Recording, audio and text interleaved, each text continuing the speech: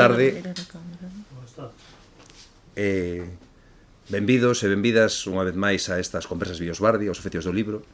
Esta é a última conversa que tenemos nesta temporada, despois descansamos como descansa Biosbardi habitualmente no Bran, así que a seguinte será se os nosos patrocinadores, a Librería Cartabón, onde vos recibimos, están dispostos a renovar connosco esta serie, pois esperamos que en outubro volveremos a ter xente connosco. O nome destas conversas, como sabedes, son os oficios do libro, porque eu intentei desde o principio que houvese certa variedade no perfil da xente que senta aquí comigo para conversar. Pero, lóxicamente, cando se fala de obras literarias, hai un perfil que destaca sobre os outros, que é o de autora neste caso. E hoxe temos connosco unha autora total. Eu considero unha autora total porque aquilo que vai tocando, cada xénero que vai tocando, pois vai é como Rei Midas, pero coa literatura. Empezou sendo poeta, despois continuou sendo narradora, tamén fai ensayo, parece que todo o que toca non só converte en ouro, senón que lle deixa a súa imprenta de autora. Por iso considero que é unha autora total. Emma Pedreira, boa tarde. Boa tarde. Antes de nada, como facemos sempre, vou facer unha moi pequeniña presentación, ainda que é sobradamente coñecida. Emma Pedreira naceu na Coruña no ano 1978, é filóloga hispánica de profesión e traballa no Servizo de Normalización Lingüística do Concello da Coruña. Empezou moi noviña a publicar e, sobre todo, a gañar premios. Eu contei máis ou menos unha dúcia de premios, entre os que destacan pois, o premio en poesía, por exemplo, o Premio Fundación, 2 veces o Fiz Vergara Vilariño, o Xoán Carballeira, o Concello de Carral e algún outro máis. Pero non só se conformou con gañar premios en poesía, senón que cando pasou a narrativa tamén gañou. Ten o Premio Xerais, ten o Premio Jules Verne, que ganou un ano no 2018 e outro ano seguinte, ten o Avilés de Taramancos de relato de aventuras, e penso que ata aí. Ata aí, non sei se sigues con ánimo de presentarte a premios, despois falaremos diso. A parte desas obras premiadas, houve un momento na súa vida que dixo que todo o que tiña publicado era premiado, agora afortunadamente non, ten moitas cousas que non están así, e a súa última obra, entre as moitas que publica, porque prácticamente está publicando un libro cada ano, cada 2 anos, o último libro que publicou, este de aquí, non vos lo podo amosar na cámara, porque senón escachifo aquí o sistema do micro de José, pero é As Horas Mortas, que son viaxes e conversas por cementerios galegos, que despois falaremos un cachiño, porque sí que dentro da súa vasta obra penso que ten un perfil moi especial que hai que analizar concretamente. Benvida, moitas grazas por estar aquí connosco, moitas grazas a xente que nos acompaña. Hoxe, sabedes que na Librería Cartabón, dependendo do día, e dependendo, por suposto, da persoa que nos acompaña, temos máis ou menos público. Hoxe, seguramente os que nos seguides por YouTube, por Edelo Ver, temos bastante público que desafiou, porque a tarde en Vigo está bastante solleira, está bastante xeitosa para pasear, preferiu vir aquí a escoitarnos falar de literatura que andar a pasear por Vigo. Eu sempre que sempre intento empezar estas conversas, Emma, pola infancia, por onde nace a necesidade de escribir, pero sobre todo interesa máis a necesidade de ler, porque penso que sen o gusto pola lectura, sen o vicio da lectura, penso que ti máis que a ninguén, non habería o vicio da escritura. Entón non sei se tes algunha lembranza do primeiro que che caeu nas mans, ou de se na túa casa eran moi lectores e a partir de te contaxiaches. A ver, no meu caso é xusto ao revés. Eu empecé escribindo antes que lendo, contei nos libros que hai en min, claro. Que para min os libros eran unha tortura, porque tiña 2 casas, en cada casa había cada en súa biblioteca. Os meus avós, a avoa e o avó eran moi lectores e tiñan unha grande cantidad de libros, e o meu castigo, cando me portaba mal, ou a miña tarefa era limpar os libros, sacalos, limpalos e ter unha experiencia física con elas nefasta, que era limpar, non? Entón, para min, arredarme dos libros era algo prioritario. Pero sí que me chamaba moita atención o de contar historias, o de buscar un tempo para reelaborar as historias que vivía ou que vía na televisión ou que me contaban, e daí saiu a necesidade de contar, máis que de que me contasen.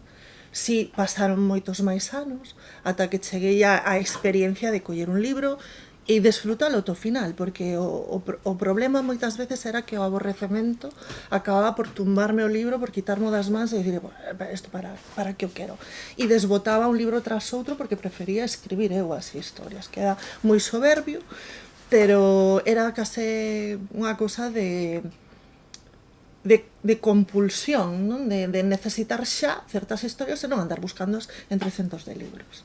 É dicir, que podemos falar de que empezaches a escribir porque o que lías non te satisfacía, sí. Non era o que ti necesitabas. Queda fatal dicilo, pero sí, é así, non daba achado nada que me gustase e entón digo, bueno, pues se non hai que facelo, non?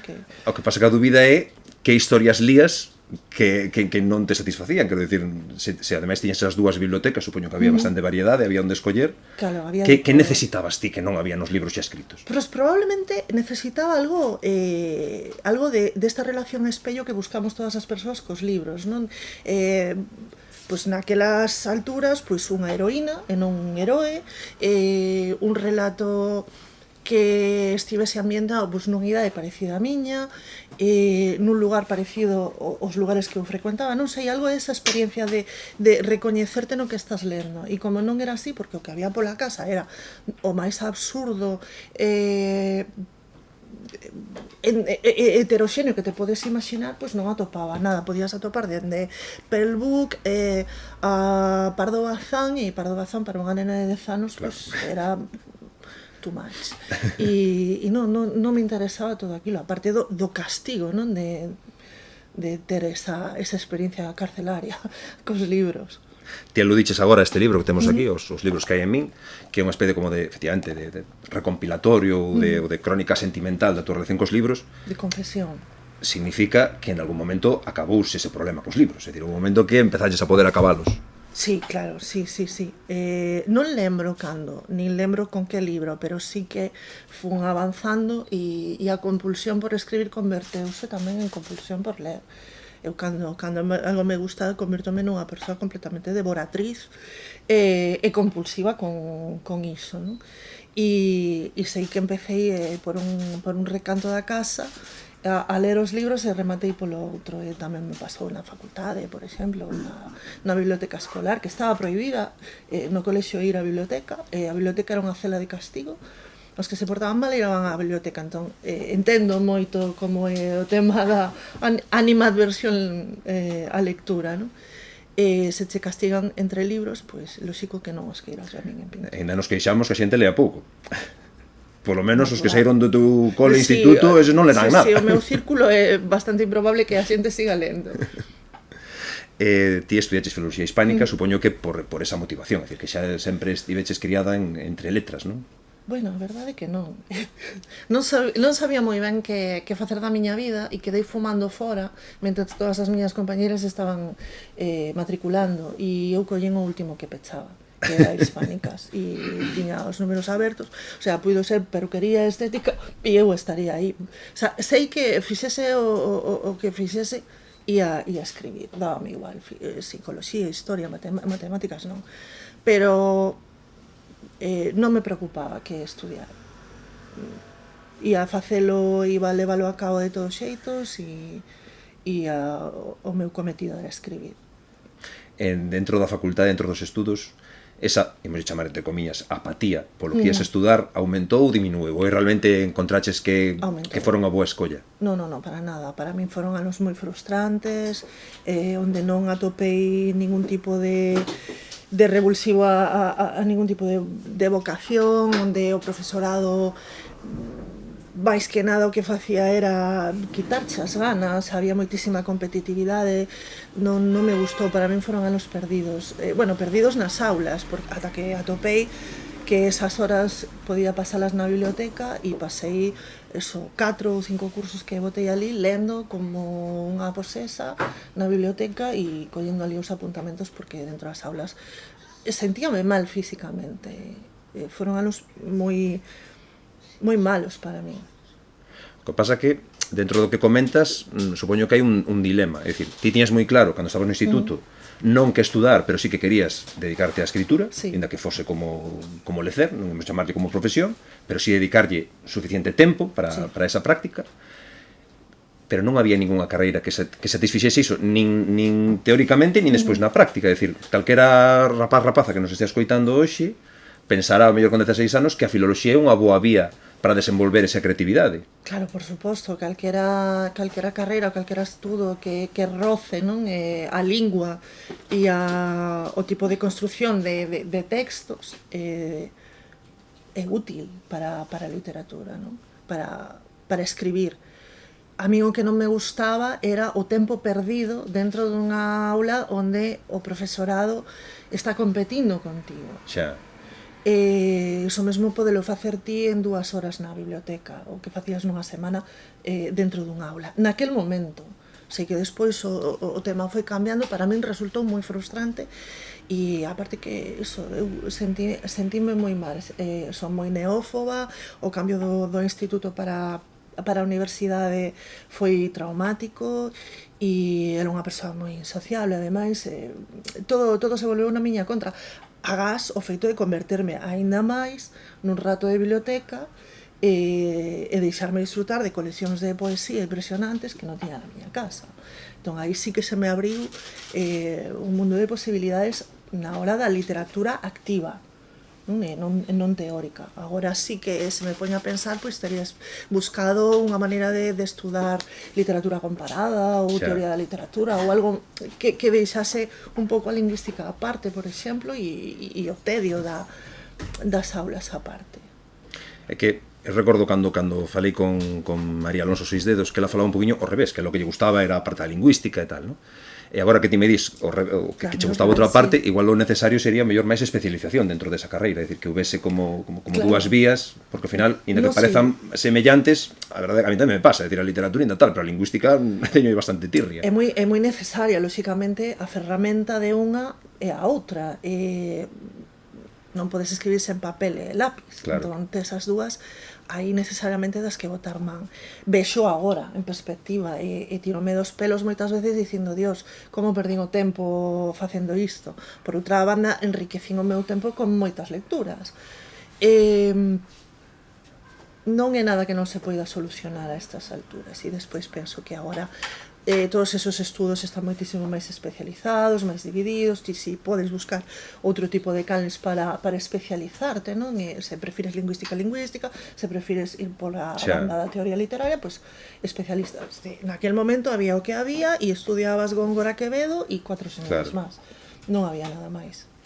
En paralelo, como ben dís, estabas na biblioteca lendo, pero tamén estabas escribindo. Sí. Hai que situarnos, estamos a finais da década do 1990, cando en Galicia está eclosionando, bueno, xa leva uns anos eclosionando esa famosa xeración dos 90, que era como que viña a rompelo todo, e ti estabas ali con 18, 19, 20 aniños, aí creando poesía nese ambiente. Como recordas, primeiro, esa vinculación da túa propia escrita con ese fenómeno xeracional, vamos a chamar así, como recordas todo iso despois de, claro, que xa pasaron 30 anos casi? Pois recordo moi mal neste momento. Vivino con naturalidade de espectadora, máis que nada, non como estar ali presente. Sí que me din conta despois duns anos de decir, hostia, pero eu estaba aí. Pero non no momento. No momento sí vía moito movimento, non? E vía pasar pola Facultade de Filoloxía da Coruña moita xente moi importante. Naquel momento estaban Yolanda Castaño e Emma Couceiro traendo a creme da poesía ali a recitarnos o alumnado, que non lle dábamos importancia ninguna, ter a Ferrín, Manuel María e Bernardino Graña, os tres xuntos. Agora, digo, Dios, onde está a máquina do tempo que quero volver a ese día, non? Naquel momento, pues, acudían 15, 20 persoas a escoitar a xente que é e que son os piares da nosa literatura. Estábase facendo pois fanzines, estábanse facendo recitais, era un bule constante sobre todo de poesía, non? Había xente que mesmo prohibía entrar nos círculos poéticos a xente que se dedicase a narrativa, que eu empecé con narrativa, pero como me vin así un pouco prohibida e non grata, escondina un pouco e dixe, soy poeta. E era todo un pouco máis permisivo con iso, non? Creáronse moitos grupos, creáronse moitos recursos moi económicos, e creouse un tecido moi efervescente, non? Lembro, por exemplo, unha das anécdotas máis fantásticas daquel momento é que alguén me achega pornografía de Lupe Gómez, pero copiado a man nun caderno. É dicir, como se fose un manuscrito do século XIV dunha amanuense cisterciense. Tería boa letra, polo menos. Sí, sí, porque ademais o que fixemos a continuación foi baixar a biblioteca 3 ou 4 e copialo a man, o sea, facer esta filiación de manuscritos como se facía co arcipreste de Ita. E entón, claro, Lupe dicía, pois o mellor vendín 300 libros de pornografía. Non, tía, vendiches 300 libros e 3000 máis que fomos desenraizando e pirateando, non? A man facendo aquilo. E, bueno, con iso tamén a fotocopiadora de filoloxía fixo unha gran barbaridade contra o comercio das librarías e contra a propiedade intelectual literaria galega. Pero, bueno, foron bons anos de moita efervescencia. Pero polo que me contas foi un fenómeno non só individual, senón colectivo, que ti participaches desas experiencias que había, non? As máis famosas que quedaron foron o Batallón da Costa da Morte, sí. Pero hubo moitas, non? Sí, hubo moitas. Editoriais que naceron, grupos locais, efectivamente. Ti estabas metida aí directamente, non? Eu estaba nun grupo que éramos 3 ou 4 nun principio, que nos chamábamos Verme Verde, que facíamos cousas moi do tipo do Oulipo e, bueno, estas cousas que se fan cando empezan. A xente fixemos un par de fanzines, un par de así de incursións literarias en bares, entrábamos berrando poemas e claro, los botaban berrando tamén. E despois cambiámonos de nome, fixemos unha cousa moi así que se chamaba Humilladoiro, un pouco tratando de copiar o Batallón Literario. Fixemos unha folla boandeira, só de mulleres, entón aquilo sentou moi mal. Quen estabades naquele grupo? Se te lembras? Pois non me lembro. Agora hai xente que non está escribindo. Bueno, hai unha muller que aínda escribe, Silvia Pardo, pero, bueno, colaborou con nós xente como Chus Pato, Olga Novo, Lupe Gómez, Olaya Cociña, as grandes voces dos 90 creo que pasaron todas por esa folla bandeira. O que pasa que os homes dixeron, e nós? E tivemos que facerlles un oco, entón fixemos unha cousa máis pequena e así menos vistosa que se chamaba Alentía, onde eles podían estar se querían, non? Pero o grosso era Polpa, que era a nosa folla bandeira. E aí estivemos facendo algo así un pouco por recoller ese eco do batallón, e despois en Compostela fixose o grupo Ollo, que tamén era unha cousa parecida, non? Que eu creo que íamos collendo todos un fío e íamos desfebrando, non? Esa manta colectiva, e cada quen co seu fío ia tirando e facendo o seu novelo poético, e entón saíron moitísimos grupos que eu creo que xa non existe ningún, Sete Naos, os Sete Poetas da Coruña, eu que sei, había moitos grupos naquele momento. Agora eu creo que, bueno, a xente ten que traballar. No seu momento, a Galicia cultural, lóxicamente, non é que houbera unha eclosión nas rúas, a xente non falaba de poesía nas rúas, pero sí que a Galicia cultural estaba moi pendente desa xeración, por dous motivos, creo eu, principalmente. Un, porque había como unha pelexa contra a xeración anterior, a dos 80s, non? Había iso de matar o pai, eu recordo de aquel famoso manifesto que houbera a nosa terra, e aí, bueno, creárase bastante polémica. E despois, xa non só era unha cuestión xeracional, senón tamén a nivel como temática, ou máis ben de forma de facer poesía, porque considerábase que os dos 80 eran, pois, os poetas do Nenúfar, non? É dicir, que estaban moi sometidos ao léxico. Nos falamos aquí justamente con Xavier Rodríguez Baixeras desa cuestión, el deu a súa opinión. O que pasa é que, pasados 30 anos, dá a sensación de que o fenómeno sí foi xeracional, porque coincidiu nese tempo, pero que tampouco erades tan parecidos os que participastes niso. Non sei se tites esa percepción de que erades máis individuais do que no momento parecía. Bueno, nese momento eu creo que estábamos moi cohesionados, ainda que fose só polo tema xeracional e o tema grupal, non? Cada en seu grupo, xente do batallón si tiña un corte ideolóxico de idade e de, bueno, o territorio que tamén abonda moito, non?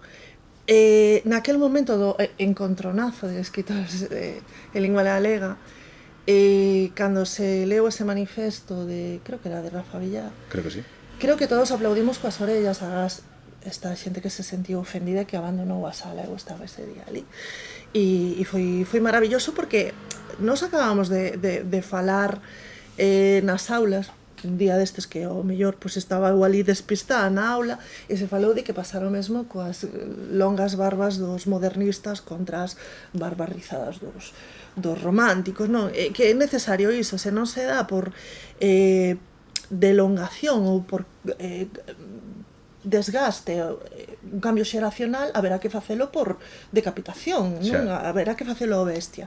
E foi o que se intentou facer, por iso a xeración que veu despois, que eu non sabería encadrar ben, porque tampouco son moi de esas cousas, se chamou a Concordia. É necesario ás veces matar o pai e enterralo en Calviva, non, que era o que propoñía esta xente. E así fomos moi homoxéneas nese momento porque estábamos de acordo. Xa que non querían convivir con nós, porque parecía que non querían convivir con nós, que nos desbotaban e que non había unha participación conxunta, que non nos deixaban pisar os mesmos lugares, pois que houvese un pouco de, como dicilo, de tangana, de vidilla, non? E creo que se fixo. O que pasa que, como ben dís, non houbo alguén que vos desbancase a vos. É dicir, a última xeración poética de Galicia, claro, van a facerse iso, 30 anos de que existiu, non? Cando, efectivamente, afortunadamente, siga habendo poetas novos e novas que siguen escribindo, non? Non sei se, máis alá diso que tú dís, non? Que buscaban como a concordia, non sei, tamén ten que ver con, quizáis, con que a poesía nesa época como que estaba máis no centro do debate da xuventude que era creativa, e o mellor iso agora xa non é así, non sei, non teño explicación, non sei se te ates. Eu creo que se fixeron ferramentas democráticas a partir deses sucesos que desencadearon que moita xente moi nova empezase a publicar nos lugares das vacas sagradas, se pode dicir así.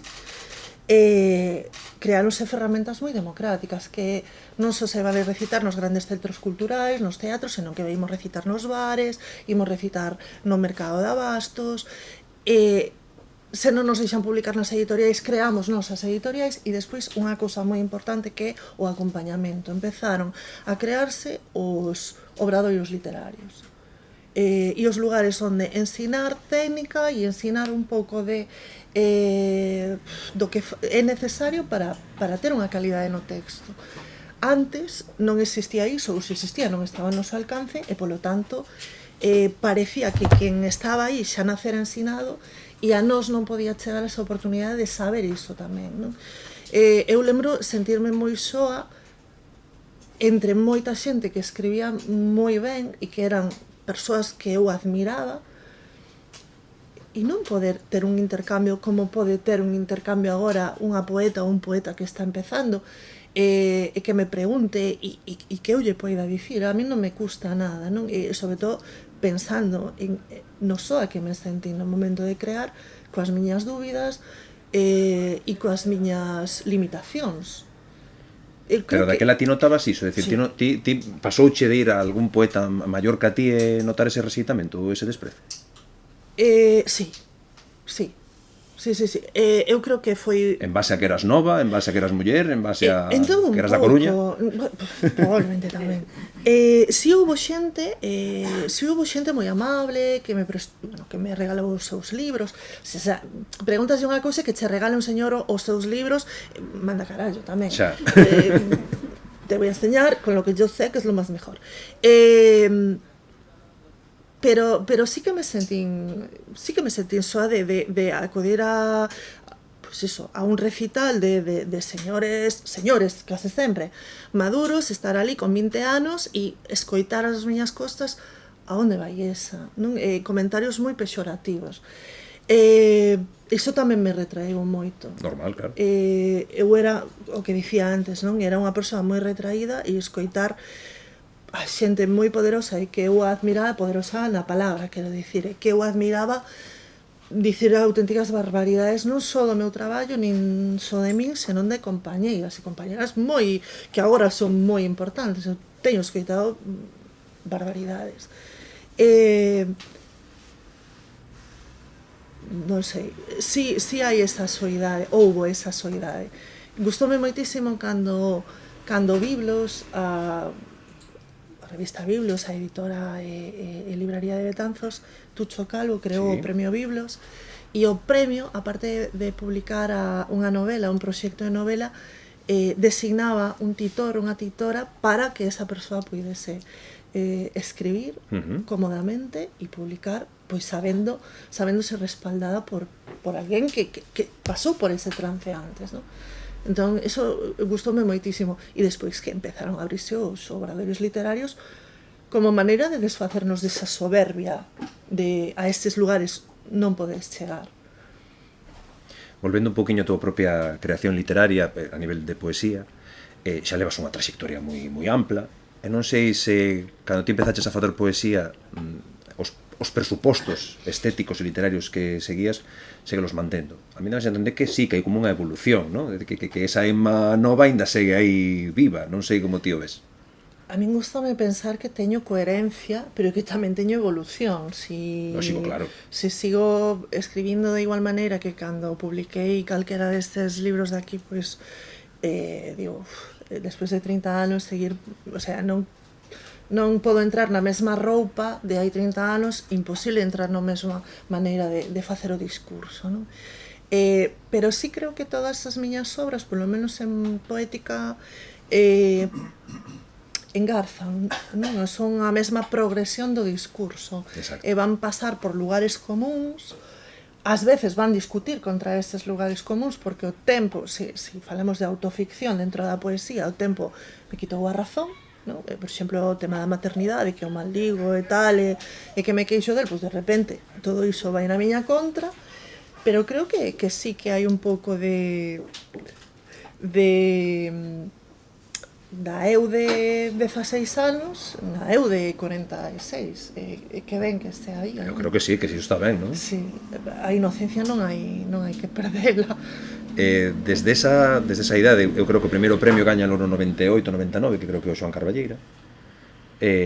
Iso non tiñas nin 20 anos, por aí andabas. Que papel xogan os premios na túa decisión de continuar escribindo? Porque penso que no teu caso, ademais, que gañaches moitos, así como moi seguidos, supoño que foi bastante importante, non?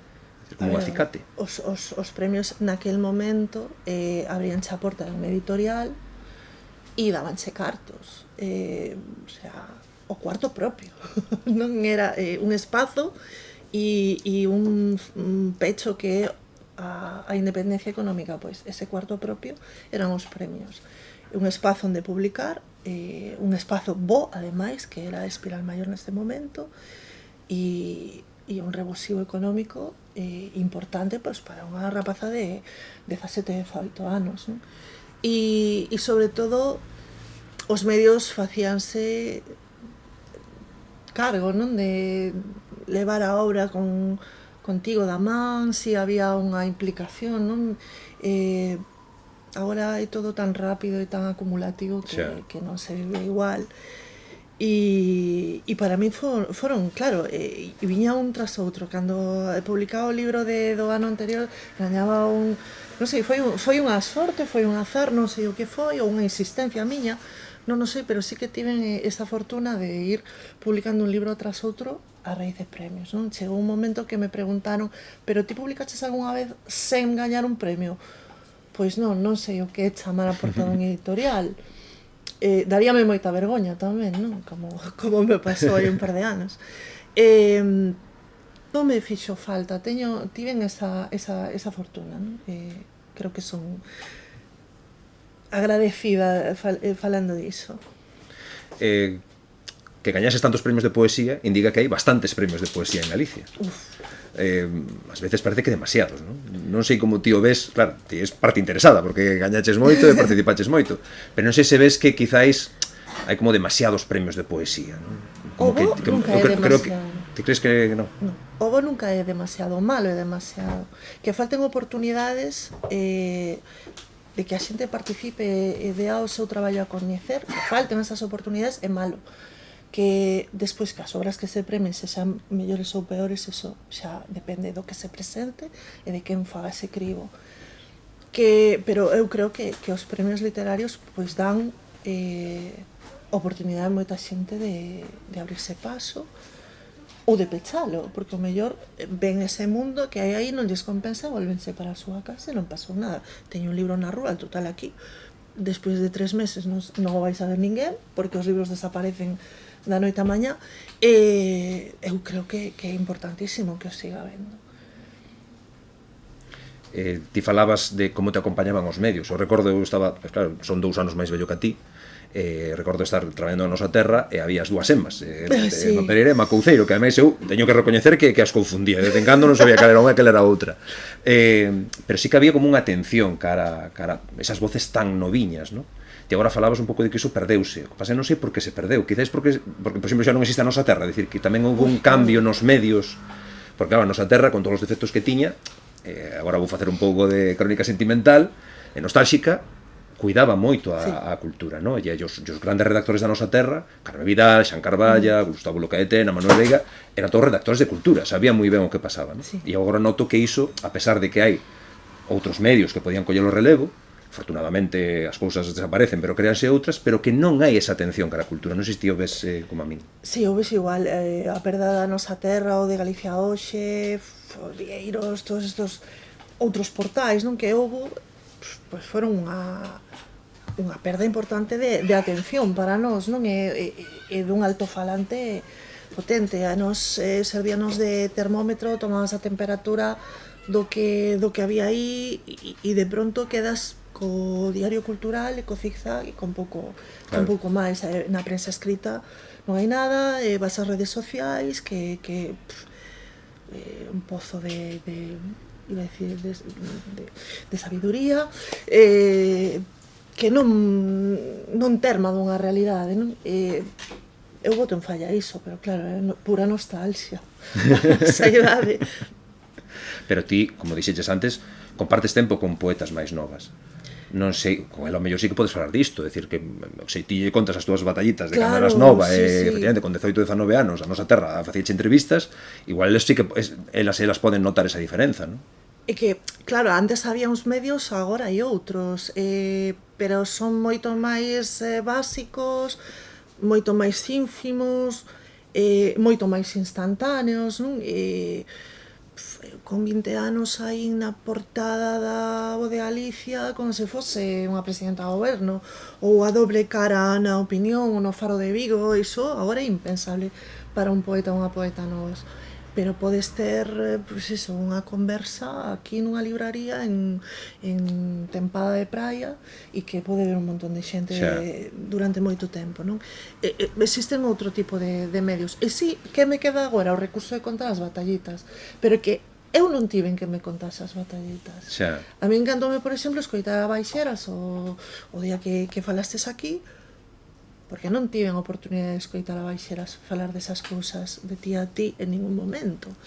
Entón, é importante escoitar a voz da xente anterior, non? Desbotala, se non che interesa, e coller os apuntamentos do que sí. Entón, bueno, pois exercerei de abuela literaria, de quen toque. Pois agora, máis que de aboa literaria, pregúntoche como persoa que forma parte habitualmente de xurados, sobre todo de poesía, e que iso, que dialogas coas novas xeracións, como ves a situación? É dicir, despois destes 30 anos despois de que ti empezases, como ves a creación? Supoño que hai moita diversidade, por suposto, pero algunha liña que vexas ou non sei. A miña cara ás veces saca subtítulos. Eu creo que agora estamos nun momento involutivo, a pesar desta xente tan optimista que diga sempre un moi bo momento. No, eu creo que estamos volvendo a un rebellismo increíble. Estáse presentando os certames en vez de xente nova, xente con idade xa importante, e que esa xente opta por volver ao balvinismo ese que eu digo, vale, estivo moi ben por este señor, pero que necesitamos cousas novas. Hai novas realidades, aínda están por explorar, aínda necesitamos novos discursos, necesitamos unha nova escola, non volver a abrir 400 veces o armario da escola antiga hipercultista, e creo que estamos nun momento de involución moi rancia moitas veces. A min faltame un poquinho de... Pero iso nótalo no grosso dos orixinais que ti les? Non tanto na escolla, porque ás veces desde un punto de vista tamén como un membro de algún xurado, é que determinadas escollas van marcando unha tendencia. É dicir, a xente está moi atenta ao que se premia. Entón dis, bueno, se se premia tal cousa, eu vou facer unha cousa parecida porque o que quero é premiar. É que iso é malo, cando un premio leva moitos anos, vai creando un perfil, e ese perfil dificulta moitas veces o paso en obras. Se ti tes un Xoán Carballera que vai pola escola naturalista, vai outro premio como Fiz Vergara que aposta por unha vanguarda, máis non sei que, outro por un... Estás creando unha serie de vieiros xa marcados e isto convértese nunha escalextric poético que non te podes sair do carril e non hai lugar por onde innovar. E sigo dicindo o mismo, cando atopas ese cul-de-sac, ese calello sen saída, pois tens que crear outro.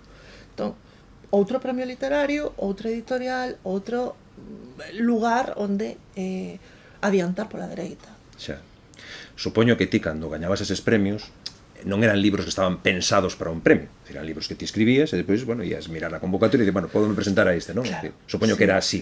Sí, por suposto. E non xa a sensación de que agora pasa o contrario? Sí, é dicir, que a xente vai primeiro ver a páxina da Elga, que creo que é onde mira a maioría da xente, a convocatoria de premios, e a partir diseña un poemario ou o que sella. Eu creo que tes un nome na cabeza, eu tamén o teño. Hai xente que aprendeu o que eu chamo romper a banca, non? Como Las Vegas. Hai xente que colleu a huella de marear dos xurados, dos premios, e que escribe por e para, e iso é super dañino para a literatura, non? Que é o que do que se trata aquí, non? Dos cartos, do ego... Bueno, os cartos e o ego está moi ben porque forma parte do pack, claro. Pero primeiro é a literatura. E iso é terrible porque son obras que van caducar, son obras que non teñen, que non marcan un rexistro nin histórico, nin lingüístico, nin textual, nin de tendencia, nin estilístico, nin nada. Son fogos artificiais. Pero, bueno, a estas persoas crealles un estímulo, reganlles a planta do ego e enchenlles a conta bancaria. E iso tamén está moi ben, cada quen que se mova polas súas necesidades. E depois que hai outra parte do problema, é dicir, ti podes presentar un premio creando ese especie de monstro Frankenstein, pero o xurado, ao final, acaba premiando eses libros. Quero dicir, o xurado tamén ten unha responsabilidade, e eu tamén falo con a miña propia experiencia. Eu, nalgúnas reunións de xurado, escoitei falar de todo menos de literatura. Sí, por suposto. Para mí, no momento que a persoa que vai vender o libro está dentro do xurado, xa hai unha tendencia clara. Cando os editores están no xurado dun premio como de premios como son os de Galaxia, os de Xerais, xa se está marcando a tendencia, xa están expurgando o que saben que vai vender 200 ou 100 ou 150 libros. Claro. Entón, de que se fala aí? Falase de litros de viño, de kilos de patacas, de libros, dá exactamente igual. A falta de profesionalización dos xurados tamén é importante, porque ás veces vai xente que a súa lectura son poucas, a súa panorámica, a súa panóptica é nula, non saben que é o que se publicou, o que é o que se está lendo, o que é o que se está facendo noutros sistemas, que para min tamén é moi importante, non? Ter tamén un punto de apoio nos sistemas exteriores. E estámoslo facendo de aquela maneira. Falamos moito da profesionalización da xente que escribe, pero tamén da crítica é importante, e tamén dos xurados. E outra cousa máis, a absoluta absorción dos xurados por certa xente, que iso que crea é un quiste sebáceo poético que xa sabes no que vai resultar. Xa. Nunha listaxe continuada de Sota Cabalo Rei, que sempre se premia a mesma xente e o mesmo tipo de atitude poética. Claro.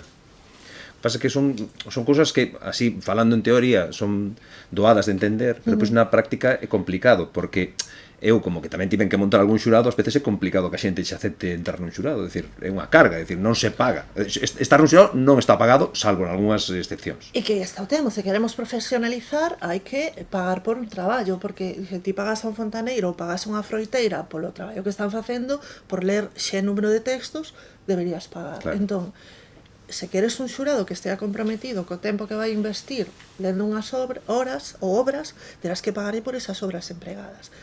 Senón non podes ter ningún tipo de exixencia sobre o que vai resultar aí, non? E iso digo tamén como medio de protesta obreira en algúns dos xurados nos que estou metida agora mesmo. Creo que é importante que se profesionalizar todo. Claro. A cadea do libro non é só escritora, editora, distribuidora libreira. Hai moitísimas máis persoas. Está a ilustradora, está a bibliotecaria, pero tamén está esa cantidade pequena, ese círculo, ese sanedrín de crítica literaria que permitiu ese cribo de obras. E eu creo que facendo desa maneira tamén teríamos unha nómina de obras e de autoras e de autores moitísimo máis solvente da que podemos estar tendo agora mesmo. E calo. Tanto na túa práctica como escritora como na túa práctica de lectora das obras doutros, non sei se notas como que agora a lectura, ti falabas ao principio, no? De que ti empezaste a escribir antes que ler, pero ao final sí que tes un corpus lector potente, no? Que creo que é o que sustenta, un humilde punto de vista o que sostén unha obra literaria, sí, claro. un corpus de lector. Sí. Pero non che dá a sensación de que agora como, e sobre todo nos poetas, ler importa menos? Como que cando lees un libro de poemas dices, bueno, isto xa está feito 20 veces, e incluso cando falas co poeta casi che presume de que apenas le nada, vaslle dando unha serie de nomes básicos da literatura universal, se non falo da galega, e non os leron, nin teñen ánimo, nin toman nota. Postureo. O postureo é importante neste momento, non? Falábamoslo hai nada. A mí, eso, pareceme prexudicial, chámame Snow, chámame o que queiras, pero pareceme moi prexudicial que tratar de soster unha literatura sen esas bases. O sea, unha persoa ten que saber en todo momento que está facendo. É como conducir un coche, tes que sacar un carnet, tes que controlar un código de circulación, tes... O sea, eu non digo que te licencies en filoloxía nin teoría literaria, pero ten un mínimo de bagaxe lectora e ao mesmo tempo un mínimo de coñecemento para saber se a túa voz está comunicando o que xa se fixo, que dicías ti en un anaco, non? É moi importante non repetir o que se dixo e, sobre todo, producir unha obra que teña un pouco de pouso. O que pasa que agora, por exemplo, os poemarios son unidades completas, non? Textuais, onde case hai unha experiencia narrativa. E ti chegas ao final dun poemario, péchalo, devólvelo a andel e sabes que non o vas volver a tocar. Xa. O sea, a poesía que hai en grandes rasgos, non?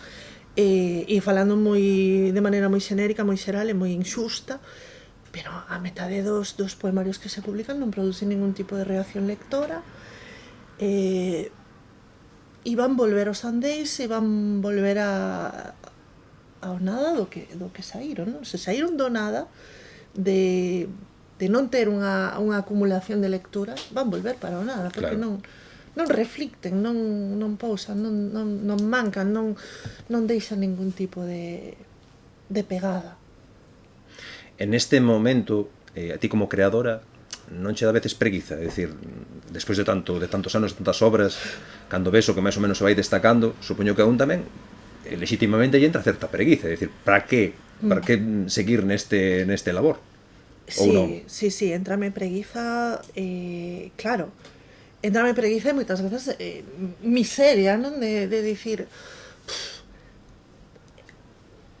sei, faz ese exame interior e dis, para que tanto esforzo, sufres, para que lle dedico tantas horas, para que lle dedico tantos kilómetros e tantos cartos, porque realmente escribir un libro non é forrarte en Galicia, senón perder pasta, moitas veces porque tes que andar con el como unha feiranta por medio mundo para vender 40, 50 libros.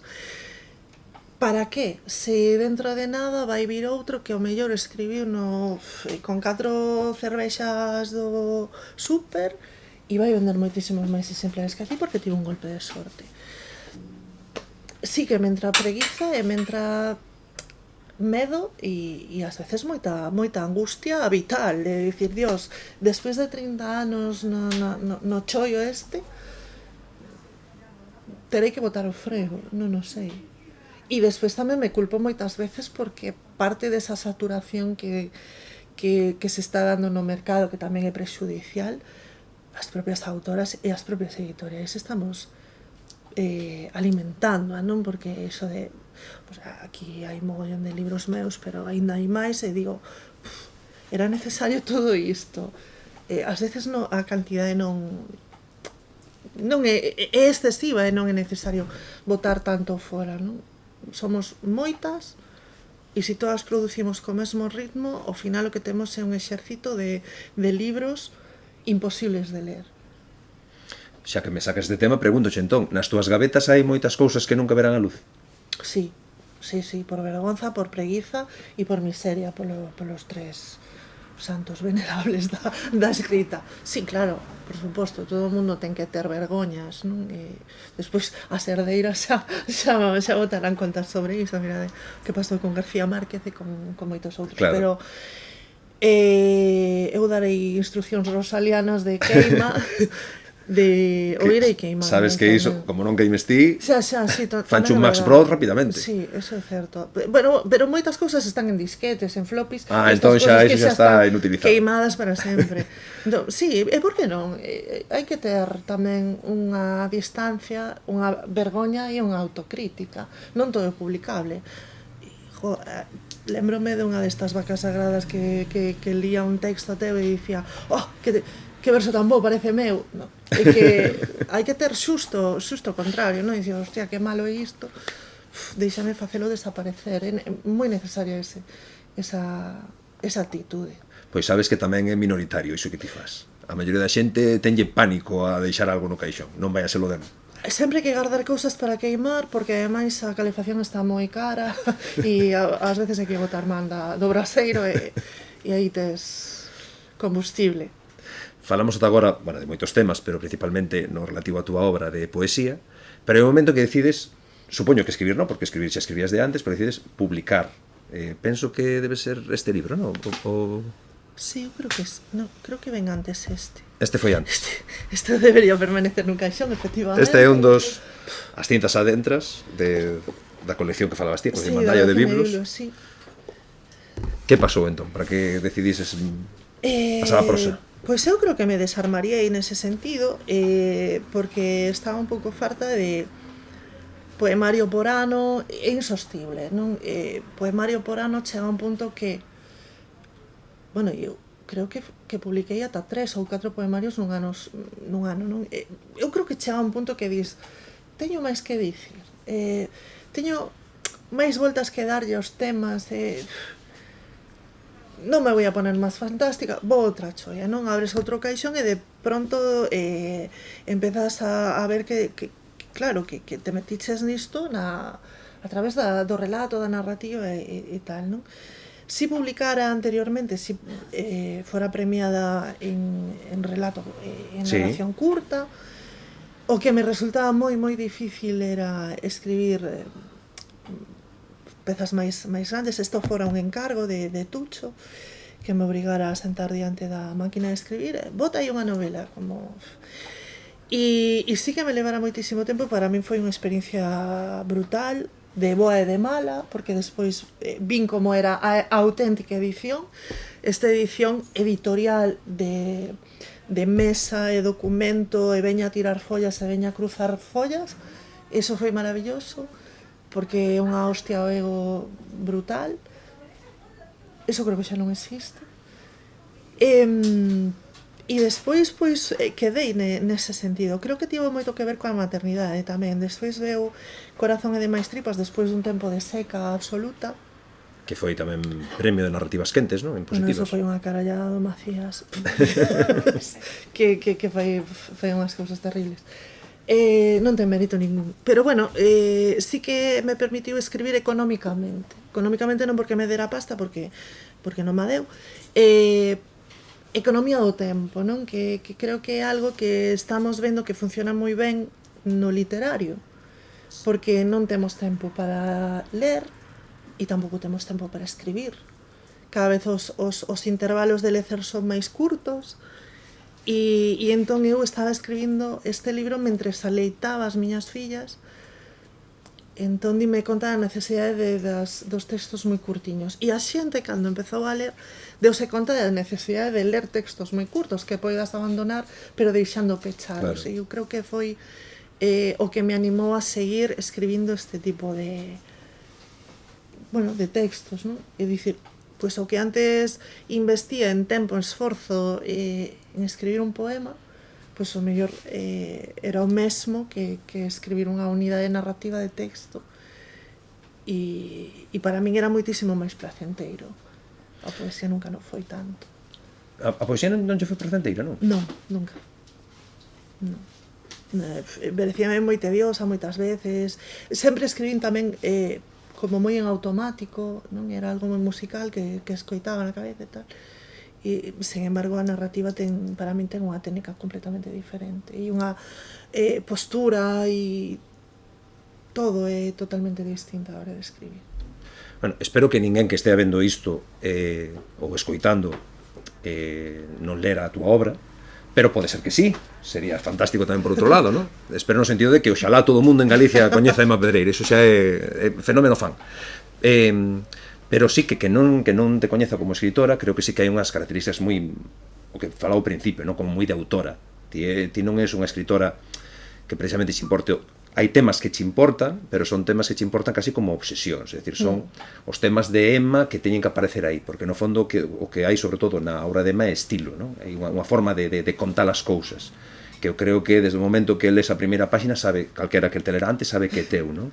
O que non sei se iso che sae natural ou se hai un traballo detrás para conseguir esa voz. Eu creo que é natural e dame impresión de por isto cada vez me apetece máis irme a outro tipo de, o sea, a outra tipoloxía textual, non?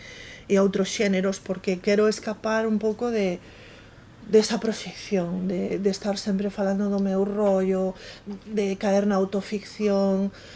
Busco mesturar moito o tema histórico, non tema histórico non tocado ou algo así, con a parte ficcional e tal, pero ao mesmo tempo necesito fuxir diso porque sempre vou investir os meus temas, as miñas obsesións e as miñas características nese texto. Se cadra por iso estou escapando cara ao ensaio, non? E cara ao divulgativo, que tamén estou sempre metendo mesmo aí a autoficción de alguma maneira, ou o propio anecdotario, máis que a autoficción, pero sí, é imposible non deixar parte de ti no que estás escribindo. Sería pasar por riba dos libros sen ningún tipo de implicación, non? Ser unha IA de ti mesma, e iso non me interesa. Pero como exemplo dese tipo de literatura que primeiro que non vai coa corrente habitual, nin que está pendente dos temas, nin de facer pedagogía desa literatura, eu creo que hai dous libros que ademais coincide que están aquí xuntos, ainda que non son da mesma época, que un o de Besta do seu sangue, cañou o Premio Xerais no 18, como vos dicía, e este outro que se chama Boca da Sombra, que edito nuevo, e aparte, bueno, despois falaremos que creo que grazas a min saiu, se non sairía, sí.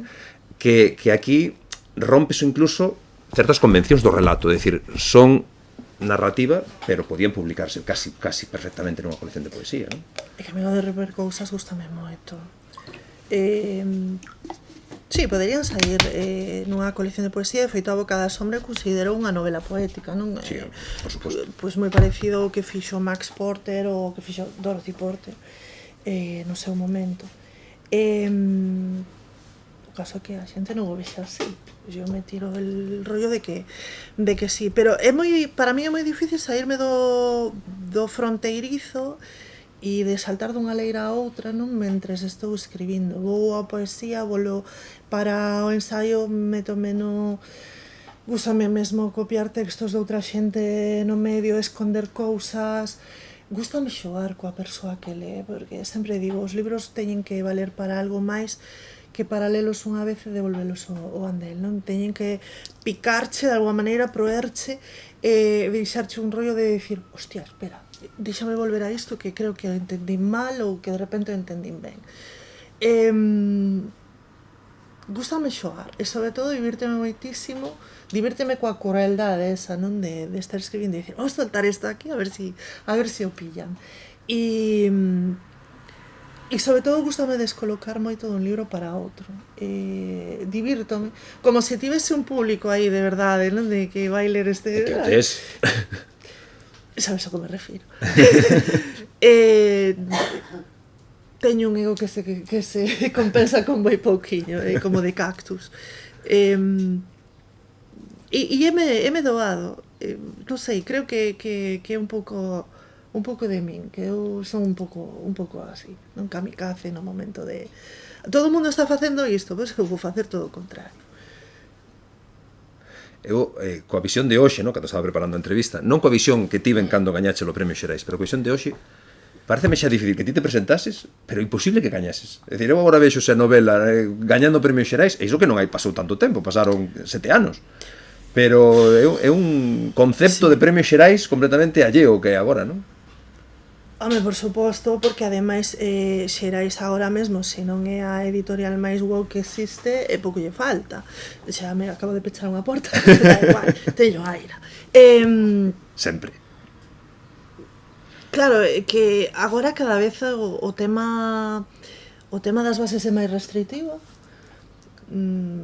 Dentro de nada nas propias bases vanche a dicir o que tes que presentar, quero este libro desto e desto, hagas o título, vanche dar todo, e creo que xa hai unha liña editorial en Xerais para este premio e noutros para outros. Sabemos que obras e que autoras van desfilar por aí, non? A mí pareceme estupendo que pasar da diversificación á homoxeneización, bueno, pois hai un montón de libros que escolleron. Mellor non temos que ir a futuro, senón a ler o que xa está feito, non? Que non nos chega o tempo para ler todo o que hai publicado. Bueno, pero calquera caso é Xerais que mo perde, porque conseguir unha xoia como esa, pois claro, estaba ao seu alcance. É outra. Porque ese libro, claro, é un libro sorprendente, ¿no? É dicir, un libro moi distinto, un libro que trata o tema de Roma Santa, que creo que ademais ti empezaches a pensar nesa historia en Allariz, pode ser que foras a unhas xornadas, non? Sí. Non, foi antes das xornadas. Nada, pasei por San Pedro de Rocas, por unha paisaxe moi parecida a que era na capa do libro, un día así, un sábado pola mañá, e cheguei a San Pedro de Rocas, e aparte de ver toda esa superficie fúnebre e tal, o que había ali era un pequeno cemiterio máis actual, non? Que o propio que é no santuario. Raro me parece que foras ti un cementerio. Eran os meus comezos. Aí era contigo empezou todo. Aí empezou todo, creo que sí.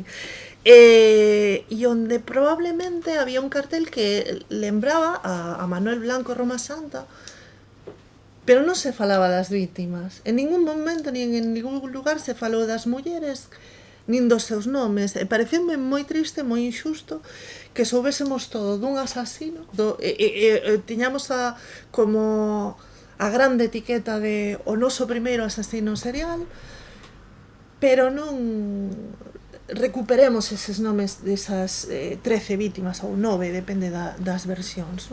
Pareceume terrible. Entón, fun buscando de idiota, fun buscando a Allariz, a tumba de Roma Santa, lóxicamente non estaba ali. Claro. E claro, realmente o que buscaba eran os nomes, as identidades e as historias das vítimas, non? Que a través de aí é onde empezou toda a investigación, chegou a causa, e durante casi 20 anos estiven aí moi pendente de todo o que chegaba. 20 anos? Sí, 20 anos. Non para escribir, que o libro escribiuno en pouco tempo, pero sí toda a documentación, todo. Vin, escoitei todo o que se escribiu, todo o que se dixo, todo sobre o tema, non? E as versións, porque non só foi Roma Santa, senón que foron outras versións así un pouco máis encubertas sobre os lobisomes. E acabei escribindo esta historia grazas a ese cambio de chip que me procurou Mariño Ferro, non? Onde descubre que Manuel Blanco Roma Santa nacera Manuela, houbo ese cambio na pubertade. Eso foi o cambio, non? E ese foi o momento no que acabei de ler todo o que había e me sentei a escribir e saiu esta outra monstra, non? Que é a novela. Claro. E bueno, creo que eu sigo estando moi vencellada a ela porque hai moito deses 20 anos, non, de curiosidade e de injustiza. Pero segues pendente do tema Roma Santa e a láteres, sí? Sí, claro. Sí, sigo pensando que en algún momento teñen que aparecer esas vítimas, en algún momento ten que aparecer, bueno, xa se sabe onde está, non? Non sei, haberá que seguir lendo que está sobre a Terra. É curioso porque é un mito, ¿no?, de Roma Santa que está como moi vivo, ¿no? É dicir, moi recentemente publicouse 2 novelas prácticamente que se publicaron sobre el. Eu agora vivo en Allariz unha parte do tempo, fan xa algún tour por sí, con esa idea, ¿no? É dicir, para termos damoslle bastante importancia, refírome a asesinos en serie. Temos máis, o que pasa que están pero por estudiar, está no top. Claro, está no top. Pero hai outro, na zona de Viveiro hai outro sacauntos a que non se lle prestou atención, xa estou dando aquí. Estás xando unha pista. Estou regalando novelas. Hai máis, o que pasa que, claro, despois vai a xente e pregúntanche, por que escribes sobre un asasino en serie? Eu espero que esa pregunta lle fixesen algún autor home, non? De por que escribes, porque hai centos de escritoros escribindo sobre centos de asasinos, pero E aparte non, que máis dá? Escribes do que che apetece, digo, non? Despois de publicar ese libro, o ano seguinte gañalo o premio Jules Verne con esta novela, que non ten nada que ver. Non sei se esta novela non sei se tamén en máis ou menos na mesma liña de novela que dicías ti antes, novela histórica, onde ti estás moi presente, non sei se as ves como parellas esas dúas novelas. Non as vexo, non teñe nada que ver, xa digo, que cambio de rexistro de unha para outra. Si, as Faucias Feroces son como dúas pequenas novelas entrelazadas, non? Unha novela que fala dunhas personaxes históricas da época da Contrarreforma, dúas monxas que tiveron unha relación dentro do enclaustramento que tiveron, non? E que tiña que ver coa mística e co erotismo. Bueno, erotismo e mística tamén é un tema que me interesa moitísimo. E despois, por outra banda, pois é un relato sobre a maternidade, non? E sobre a depresión posparto e a maneira de enfrentarte á nova realidade despois de ter fillas. Nada que ver cos Corpos Invisibles, que é eu creo que é unha sátira, a xente está tomando así como algo moi realista e tal, pero creo que é unha sátira sobre mira que ben nos vai co tema de produción textil agora mesmo, pero hai 200 anos tamén non había, ¿no? A revolución industrial pisou cabezas igual que segue pisando hoxe en día. E polo medio, pois, hai mortas, hai tributos literarios e hai cemiterios. Non poden faltar. Non poden faltar. Eu referime máis ben emparellalo no sentido que foron como iso, como que dicías ti antes, no? De ir á historia a buscar ese enfoque que quizáis non ata agora non se resaltou, no? É dicir, eu sempre falo de que a historia, bueno, sempre falo eu, non, falo moita xente, que a historia é un ser vivo que está aí movéndose, que cambia a nosa mirada sobre o pasado, e ti o mellor pois é o que faz, no? É dicir, miras pro pasado con ollos dinámicos buscando esas historias que cun novo punto de vista son novidosas, non? A ver, está moi ben dicilo así. Tamén podo dicir que as escritoras, co tema este do síndrome de impostora, estamos obrigadas a demostrar máis cousas, como por exemplo que lemos, que temos cultura e que sabemos de historia. Entón, ás veces é un rollo postureo, se cadra, pero non, tiven que necesitaba sacar aí un pouco de sabedoría ancestral. Falabas de que cando che interesa un tema, o que falábamos antes, os 20 anos de Roma Santa, eu sei que tes moitos vicios dese sentido, non? É dicir, que les moitas cousas así dunha maneira compulsiva. Sí, son moi compulsivas. Antropoloxía, todo o que ten que ver co ocultismo, te interesa moito todas esas cousas, non? Sí, gústame todo o que está en paralelo coa vida, que é a morte, non? E todas as proxeccións da morte nos outros planos. Gústame o ocultismo, gústame o tema das mediums, non? E como moitas veces a literatura, sobre todo a poesía, entrou a través de aí. Gústame a bruxería, gústame... Bueno, agora estou a tope coa Inquisición e estas cousas, pero... necesito saber onde pousar a mirada. Eu non quero escribir un libro de instituto outra vez, nin... a ver, que está facendo todo o mundo? Está escribindo isto? Pois non, eu quero irme para outro lado, entón necesito estar co... Interésame moito tamén o tema dos manicomes, agora parece que hai aí un... Si, aí xa chegas tarde, cheguei tarde, vaya... pero seguro que atopo un fío do que tirar que non lle veo ninguén. Eu creo que son unha persoa curiosa e calquera tema me interesa, pero cunha volta, unha volta que o fai meu. Froito desa curiosidade son estes dous libros de ensaios, o de Bibliópatas e Fogólogos, e os libros que hai en min, que, bueno, o teu estilo, insisto, sempre hai a túa pegada autoral, sempre son libros de Emma Pedreira, pero colles ese distanciamento. Non sei se facer non ficción che permite ese distanciamento, de que mellor cando estás facendo ficción é che máis complicado. Non, porque ao final acabo contando cousas. Con a mesma paixón, sí. Sí, eu creo que me entusiasmo moito cando estou contando algo e de pronto solto unha batallita ou doulle unha volta e sempre creo que son observadora e que son escoitadora e vou facendo un cribo de todo o que escoito, vivo, vexo, leo. Despois iso todo ten que sair, non? Entón é moi difícil manter unha distancia co texto e acabo caendo en meterme dentro, non?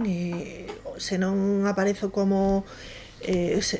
bueno, son como facía Hitchcock, non? Que facía un cameo que pasaba por diante da cámara e ao mellor non facía nada, pero pasaba por aí.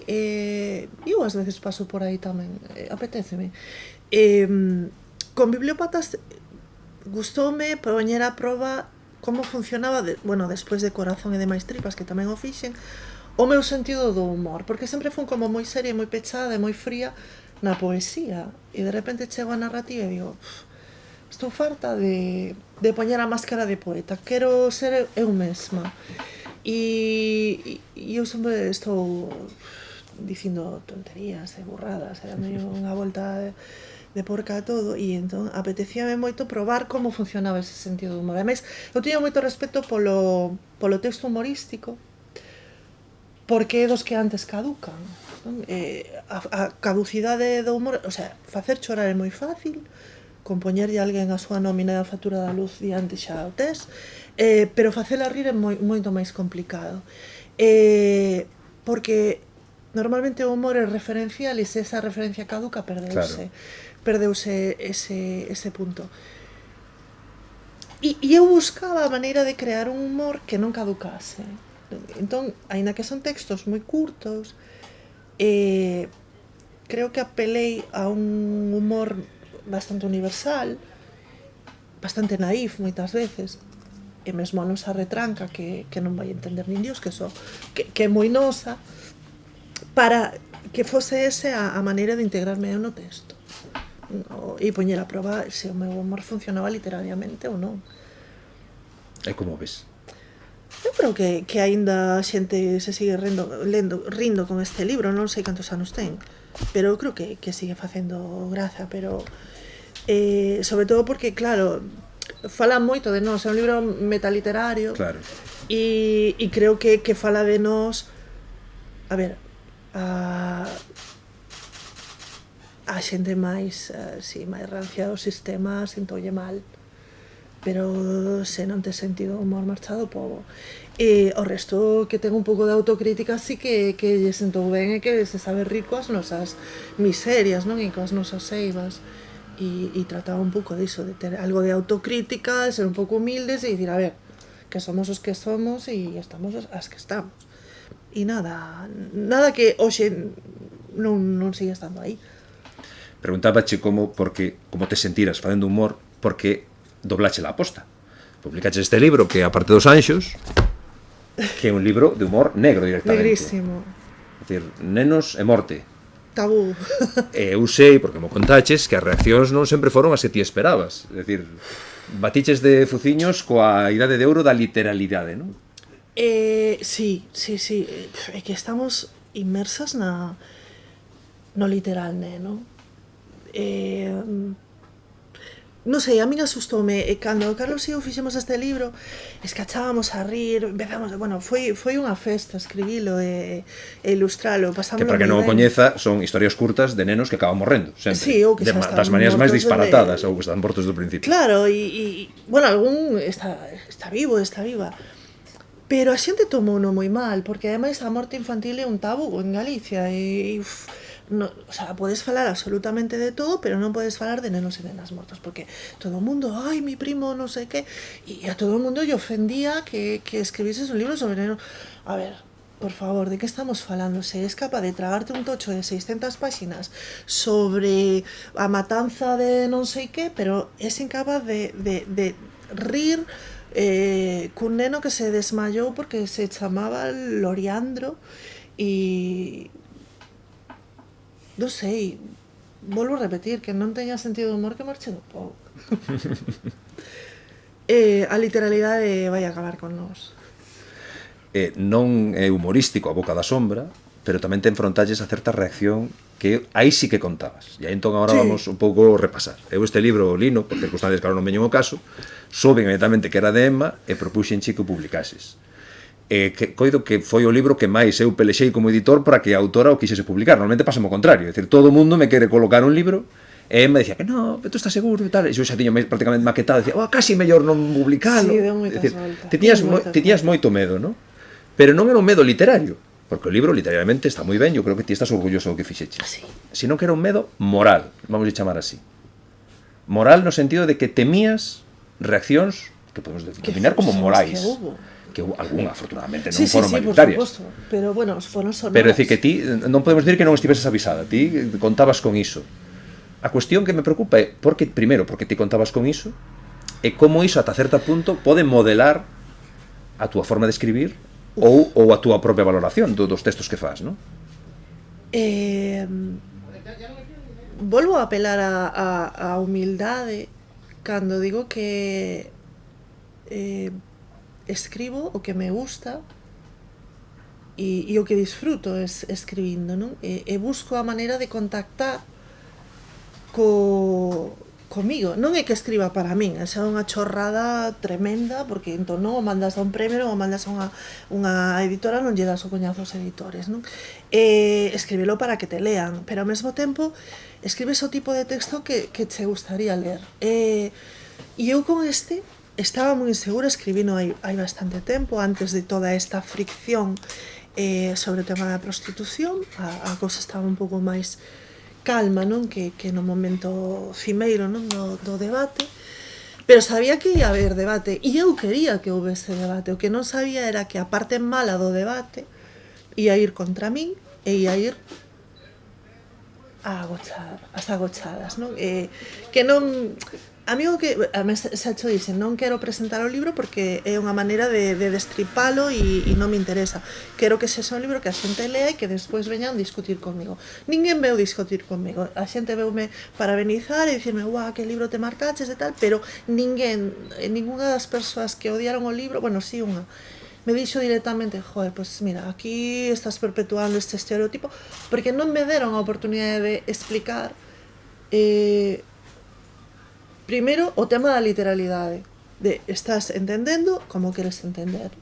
Despois, porque sei que escribir un libro moi difícil e que compromete moito as persoas. E que vai xogar contigo. É outro deses xogos, aí sí que se me foi moitísimo a man, xogando co lectorado. Se cadra, e volvo a sair a palabra soberbia, fui un pouco soberbia pensando que habería xente que non o entendería, pero que sí que trataría de buscarlle unha comprensión, pero non, directamente tacháronme de antifeminista, pero prostitución, que promulgaba estereotipos racistas, capitalistas, non sei canto. Primeiro que é un texto de ficción e que eu me podo separar e distanciar dun texto de ficción que me dé a gana, para eso son a autora e podo escribir un libro de Roma Santa e iso non implica que eu fose con ela a cazar persoas, non? Nin que o defenda. Polo tanto, e este é un libro onde falo da prostitución nos termos de ese invertimos todo, se lle damos a todo a volta, cambian as cousas? Non. Entón o problema non está aí, o problema está noutro sitio. Claro.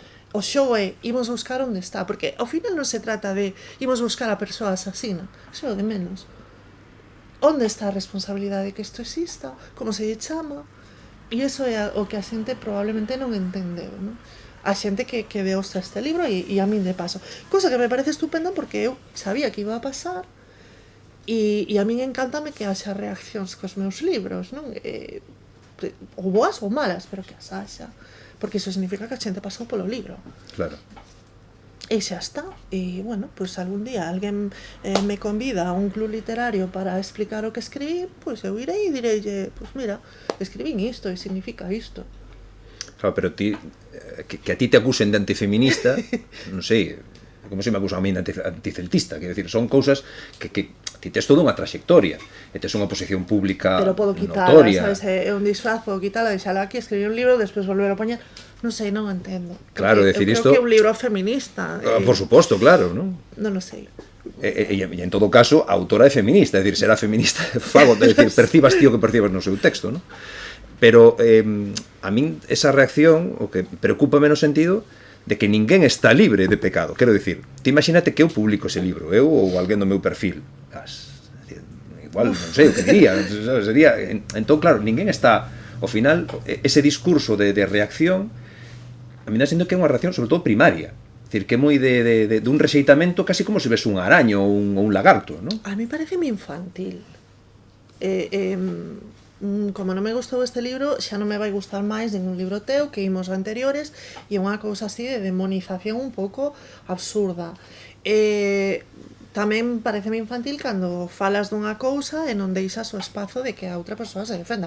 Eu non me vou defender, o libro é o libro, eu son eu. Está claro. Non o queiras inserir en ningún tipo de debate.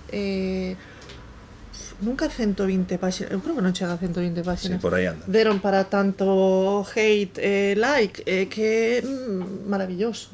Ao mesmo tempo, resultame sorprendente, porque xa sabía que ia vir, eu estaba preparada, e tardou bastante en vir, pero chegou. E, bueno, hai que estar preparada para todo.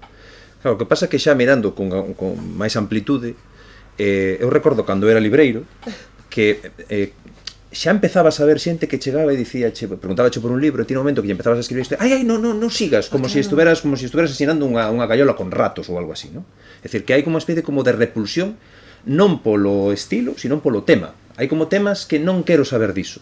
E dá máis sensación de que iso como que se está cada vez consolidando máis, é dicir, que hai como máis unha idea de que o libro non se escribe para contarche unha historia, que ti entras dentro e ao final pois, vívela como un universo paralelo e ficticio, como ti dis, senón casi como para que corresponda ás cousas que ti crees que teñen que estar ben no universo, é dicir, casi como uma especie de bálsamo dentro do caos que é o mundo, que ninguén pode escapar dese caos, que a literatura teñe que ser o que ordene, como se fosen as lecturas edificantes do século XIX. Bueno, a ver, é lícito, é maravilloso chegar a unha librería e pedir o teu sabor favorito de libro, non? Como se foses a mercar un xeado e dicir que no de morango, porque o morango é o que máis me gusta. Claro. Pero non, tens que estar un pouco aberta a posibilidades de enfetar unha obra e non saber o que hai aí dentro, porque que o libro é un mundo que máis ou menos sabes, porque o texto de contracapa xa te explica o que vai haber aí. Bueno, cando te mergulles irá por aí, non? Pero bueno, isto de que haxa tipos de rexeitamento por tipos de obras, a mí tamén me pasa, eu non me chego a certas cousas porque xa sei o que vai vir, entón iso evito e xa está. Iso tamén é cuestión de libreiras e libreiros, de ter ese feeling que xa saben que teñen que evitar contigo, de ofrecerche e que che poden poñer diante. A mí me parece ben. Neste libro de os libros que hai en min, he coido que en galego polo menos nunca se escribiu unha oda tan potente ao Ulises de Joyce. É dicir, é un libro que che gusta moito. Ai, gustame moito. Sí, sí. Que ademais consideras que é un libro humorístico prácticamente e que ademais recomendas que se lea como libro humorístico. É un libro cheo de humor porco, de humor escatolóxico, de humor refinado, que a mí encántame o humor e que dentro do humor haxa unha reflexión e que haxa unha variedade de cinismos importantes, pero que ao mesmo tempo sexa base para unha crítica, non? E a crítica que se desprega no Ulises, bueno, e en todo Joyce, non?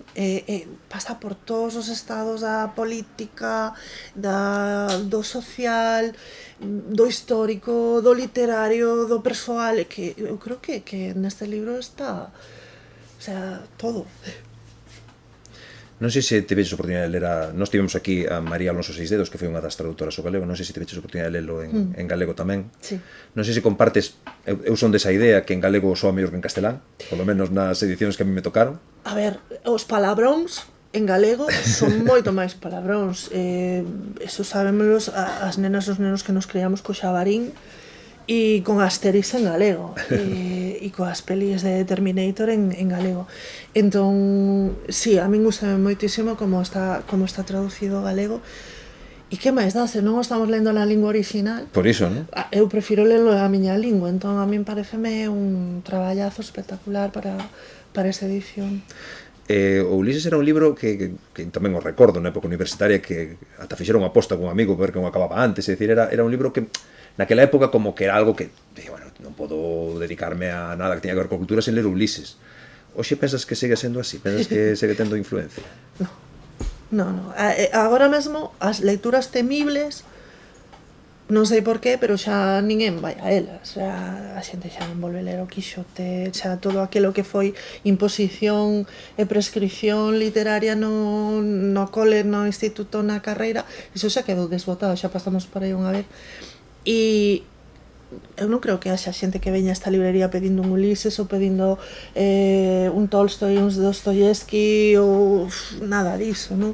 Lemos os premios e as premios Nobel porque están aí no máximo de esplendor nese momento, pero ninguén vai entrar pola porta pedindo reler a Elfriede Jelinek, por exemplo, non? Eu creo que fuximos un pouco do complicado. Para que nos vamos complicar?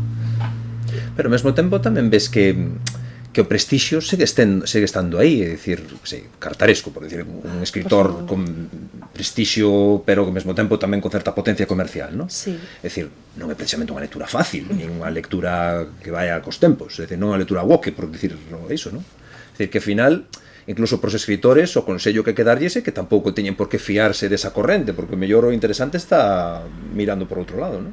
E ti, ademais, é un exemplo diso tamén. A ver, o interesante está no que a ti non é certo que escribes novelas curtas, non é indantes un tocho, pero Cartaresco empezou co ruletista sí, con cosas sí. moi sinxelas, curtas. amplitude, curtas, non? Tamén é certo que nas moblerías hai uns libros fake, non? Que dan a entender que liches Ivanhoe, que creo que é un dos máis repetidos. O postureo tamén existe aí, non? Xa.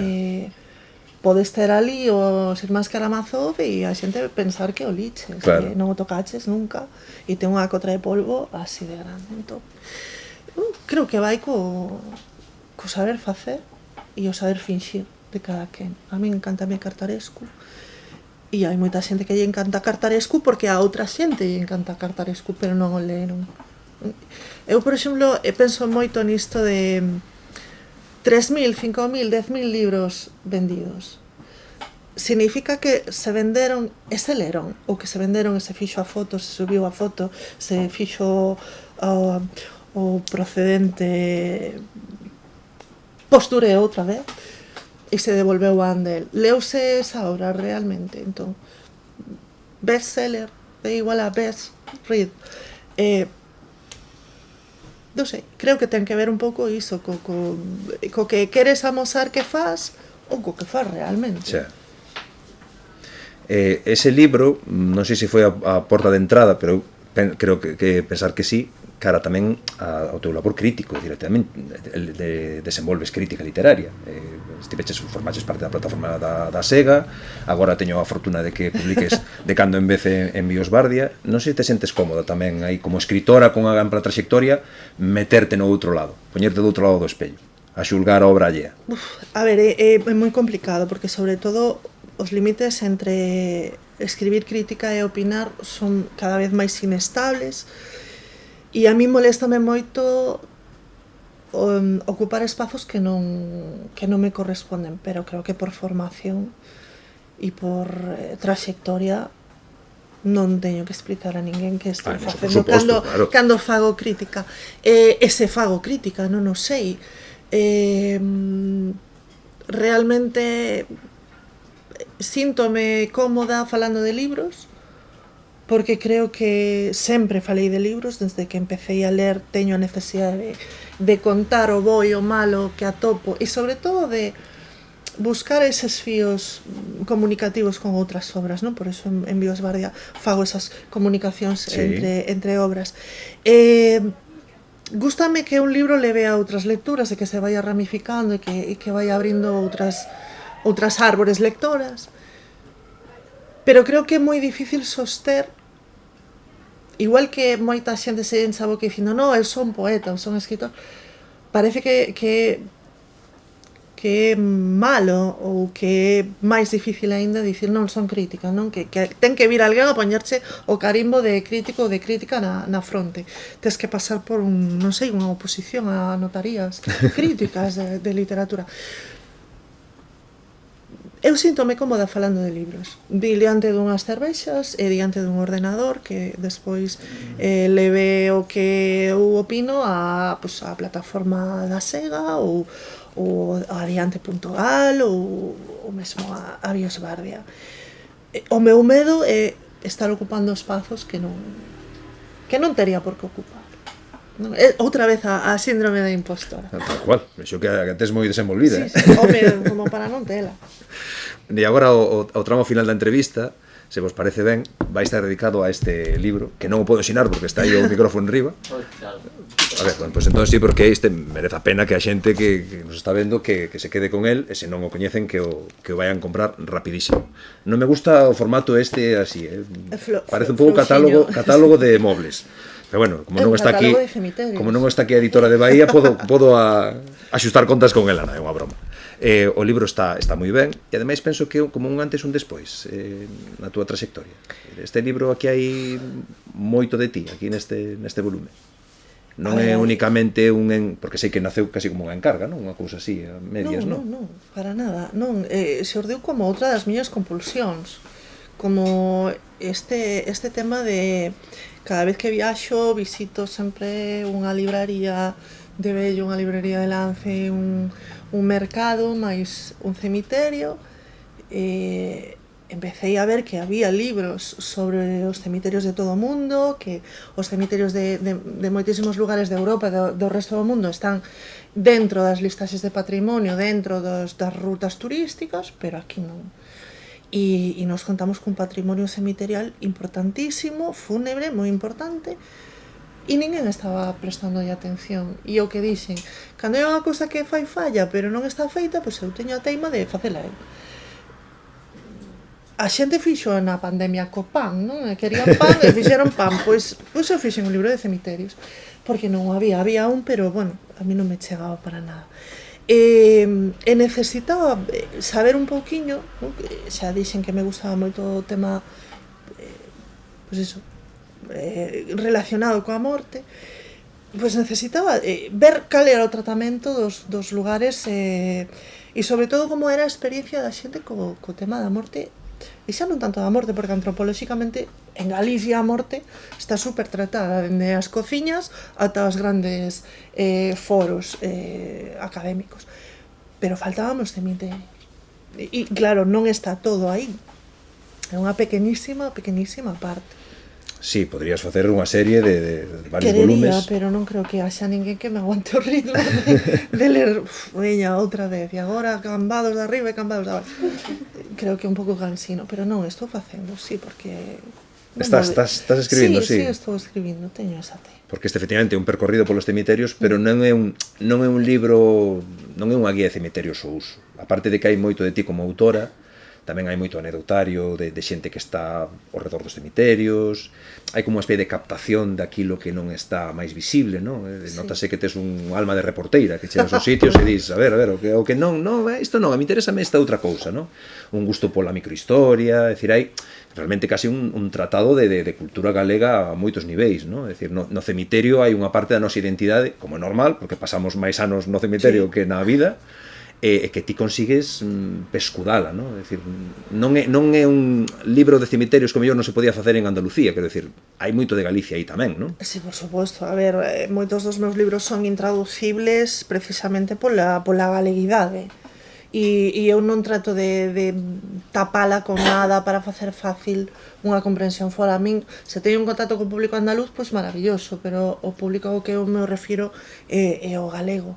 Entón, si hai un tratado de galeguidade, é imposible que un cemiterio galego non respire galeguidade por todas partes, lingüísticamente non, é unha das eivas que podemos ir superando. Pero forma parte de Galicia, Pero tamén esa diglosia. de Galicia, efectivamente, diglosia fúnebre, pero era necesario meterse tamén dende o punto de vista patrimonial. Por que temos libros sobre pois está aquí os da Galicia pequeniña, está os dolmes, están os castros, están as pontes, están as grandes construcións, pero por que os cemiterios non forman parte dese patrimonio relacionado coa cultura, coa historia e coa arte tamén, non? É como que no momento de que morre algo queda aí esperando unha pudrición, pero é unha parte que non leva esa pudrición, que é toda a pedra. Ti falabas que en cada sitio que ias ia unha librería de vello, ia un cemiterio.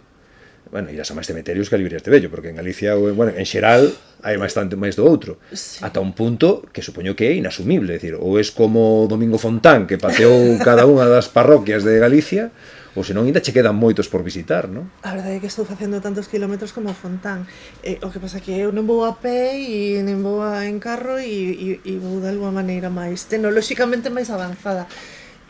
Son 4.000, son perto de 4.000. O mellor visitei 300 ou 350, pero bueno, cada vez que nos desplazamos a algún sitio, un par de cemiterios caen. Hai que retratalos, hai que miralos, hai que entrar. E, sobre todo, tamén estamos axudando a facer a contabilidade da fraseoloxía en galego, entón é moi importante ler as lápidas e ler esas pequenas historias. É dicir, non só que visitas, senón que estudas cada cemiterio. Sí. E hai algún cemiterio que non paga pena? É dicir, seguro que foches algún dunha parroquia cuidada, que é unha parroquia de que mellor había 40 casas, non sei, un mellor momento. Ata aí hai algo de interese nese cemiterio? O mellor non se ve, o mellor entras aí non se ve, é un momento que tes que tirar de veciñanza, porque en todos os cemiterios hai unha historia, en todos hai unha nena que está virada de costas, hai uns rabuñazos dentro dunha caixa, hai un fogo fato que alumea polas noites, hai un crime de non sei que, en todos hai unha historia, e ou se non hai unha historia, hai unha anécdota das miñas fillas dicindo unha burrada dentro do cemiterio que tamén me serviu para contar. Moitas veces os cemiterios parecíame moi simples, eu ia soa, non podía contactar con ninguén que me contase un pouco a historia, e foron as miñas fillas que me trouxeron a anécdota dese cemiterio, viron unha cousa ou fixeron unha frase, e entón, claro, neste capítulo, neste cemiterio, vas ir ti visitalo e non vas ver iso, non? Claro. Pero si podes ver esa parte que é máis literaria, non tan divulgativa como o resto. Recoméndanos un que non sexa o mítico de San Amaro, San Francisco de Ourense, algunha xoia escondida. Eu diría Pereiro. Estando aquí que decir Pereiro. No, Pereiro ten Sí, que é bastante descoñecido dentro do que cabe. Ten moita necesidade de musealizarse xa. Non sei, hainos moi interesantes, e a min gustame moito os da zona de Ourol, onde os indianos investiron moitísimos cartos en crear unha arquitectura fúnebre acorde coas casas e as fortunas, non? E entón hai como unha especie de sincretismo religioso que me fascinou, porque o que poden parecer virxes non son virxes, son mulleres do rural, hai como un disfrace, non? Do que é o pagán, pois disfrazado do religioso, non? Hai algunha piedade onde realmente é unha vella co seu fillo, o seu mellor borracho, nem sequera está morto, non? E creo que paga a pena ver as caligrafías, ver como cada cada arquitectura é diferente, igual que nas casas deixaron esa impronta, pois tamén o deixaron na casa póstuma, non? E eses cemiterios, Xerdiz, Ourol, Bravos, encantaronme e son moi descoñecidos. Bueno, pois aí queda a recomendación que é bastante exótica, sobre todo os que vayan desde Vigo a Ourol, ainda lles levo unha tirada. Falabas antes de que non te apetecía, falabas un poquinho de facer autoficción, de que as túas obsesións estivesen presentes na túa literatura. Estásme contando que estás escribindo a segunda parte do libro Os Cemiterios, pero supoño que hai outras cousas, outros proxectos que van nesa liña, un poquinho de separarte quizáis dos temas nos que estiveches últimamente. Ahora mesmo que necesito, despois de todo isto que está aquí, é descansar. Porque tamén hai períodos de seca que son moi necesarios, de autorreflexión, de autocrítica, de pararse un momento e dicir, bueno, vamos ver o que se está facendo, vamos intoxicarnos un pouco co mundo e coa realidade e despois a ver se apetece seguir escribindo. Neste momento estou facendo de cando en vez algunha crónica dos cemiterios que imos visitando, pero realmente o que estou facendo é ler e ver por onde vou ir tirando os próximos anos a nivel literario. Pero non escribindo, estou... E non me sinto mal por non facelo. Creo que pasmar é unha cousa que está moi infravalorada e que necesitamos facelo para desintoxicarnos un pouco deste superávit de publicacións e de lecturas que podemos ter aquí diante. Bueno, pois sorte nese proceso de nutrición. A ver que me dura. Sí. O mellor pasado mañá estou aquí con 3 novelas. Xa veixo que gañaches o Blanco Amor ou calquera cousa. De momento non. Bueno, pois nada máis, moitísimas grazas por escoitarnos, moitísimas gracias, Emma, por estar aquí connosco. Sí, pode aplaudir se quer.